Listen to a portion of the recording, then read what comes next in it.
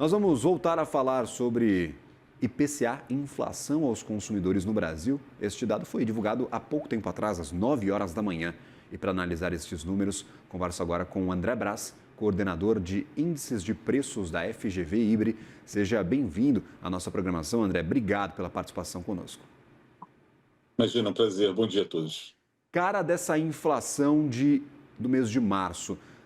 Em números gerais, se a gente for olhar só a variação, 0,56 um pouquinho acima apenas da mediana das expectativas do mercado. Mas por dentro, quais as informações que este IPCA nos traz? Novamente, alimentação e bebidas no topo, subindo mais de 1%, André. Exatamente. A alimentação continua sendo o grande vetor de inflação. Preocupa porque a taxa em 12 meses foi para 5,48. E apesar de alguns alimentos não terem avançado tanto de preço quanto em janeiro e fevereiro, eles continuam aumentando ainda mais, né? Então, a conta de supermercado ainda não vai ficar barata. E as fontes de pressão agora diminuíram, né? Pelo menos as proteínas saíram um pouco de cena, mas nós vimos que os alimentos em natura estão ganhando um espaço maior por efeitos climáticos, né? No próprio release do IPCA foi citado o tomate e a onda de calor que antecipou o amadurecimento da fruta, e agora, com menos tomate para comercializar, o preço dele está subindo. Mas na esteira nós ainda temos o café como um grande vilão, que já acumula alta de quase 80% em 12 meses. Então, sim, tem vários produtos aí de cesta básica que ainda vão desafiar o orçamento familiar. Agora, as outras despesas relacionadas a serviços e a preços administrados deram um pequeno recuo, uma pequena desaceleração. E isso já é um ponto positivo, né? Sinal de que a política monetária está fazendo algum efeito, né? Principalmente entre bens duráveis. Mas, por enquanto, a grande preocupação permanece em alimentação e nessa pressão que não cede com o avanço dos meses. Eu destaco até serviços, você menciona, vou até trazer uma imagem na nossa tela, justamente o índice de serviços deste mês de março, na casa do 0,62%. Isso desacelera em relação ao índice do mês passado, que foi de 0,82%, mas é maior do que a inflação geral. A inflação geral foi de 0,56%, então os serviços ficaram em 0,62%.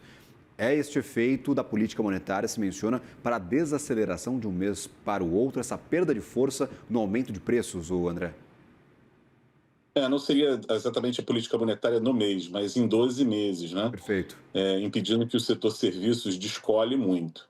E uma variável importante, né, que influenciou esse número do mês de março foi a passagem aérea, né, que ainda apresentou uma alta, né, no mês passado.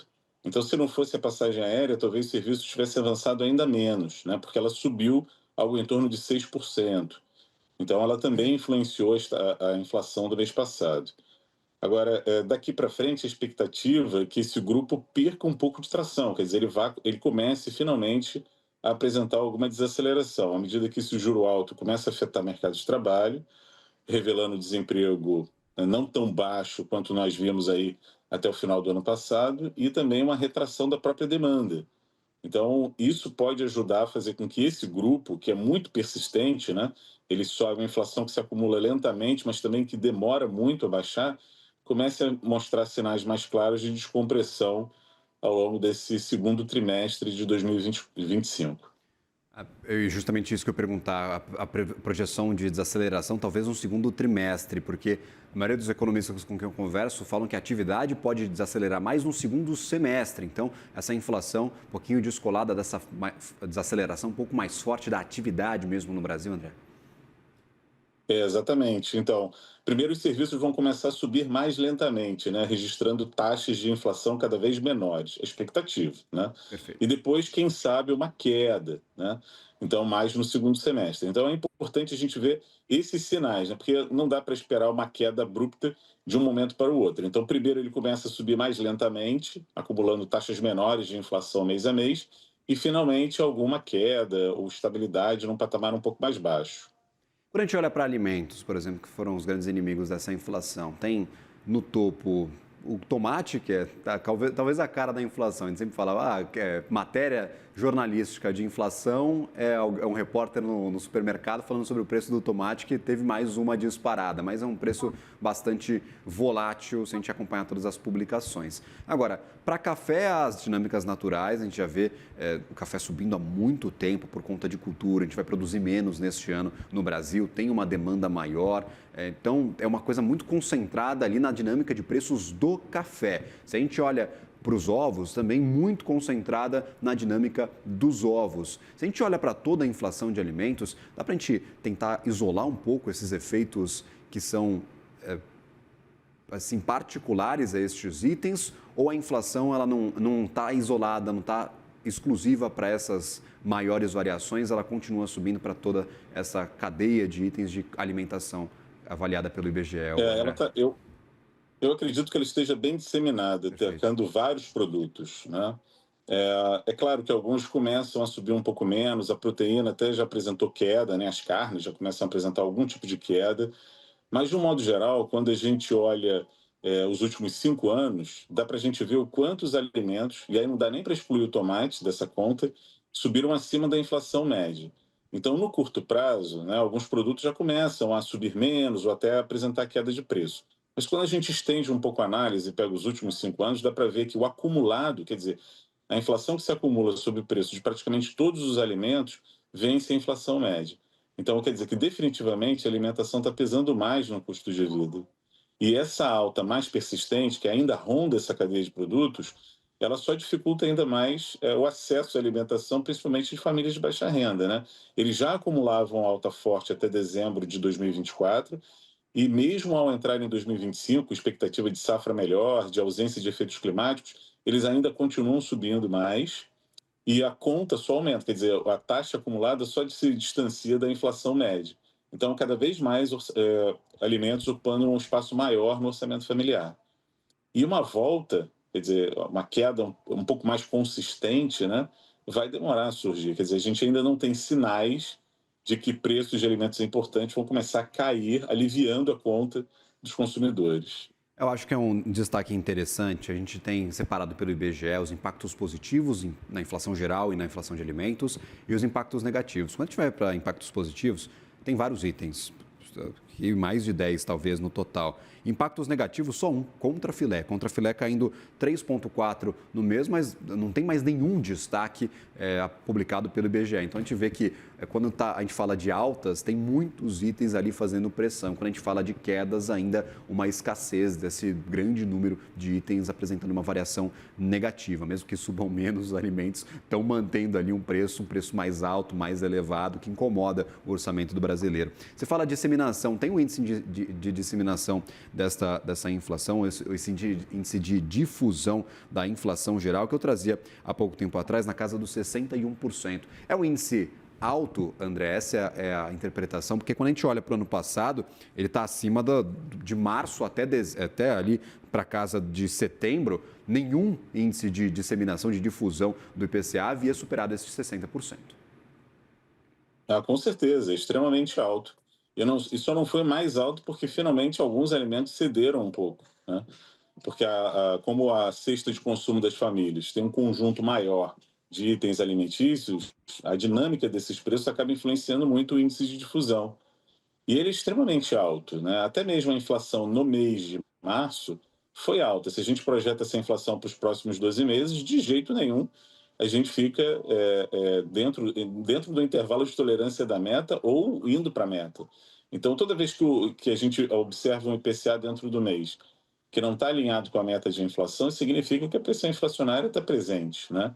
E o índice de difusão ele só confirma isso. Mostrou que mais de 60% da cesta de consumo das famílias ficou mais cara no mês de março. Quer dizer, algum nível de inflação essa cesta registrou, fazendo com que aquilo que já estava mais caro ficasse mais caro ainda, né? Então, os preços não param de subir.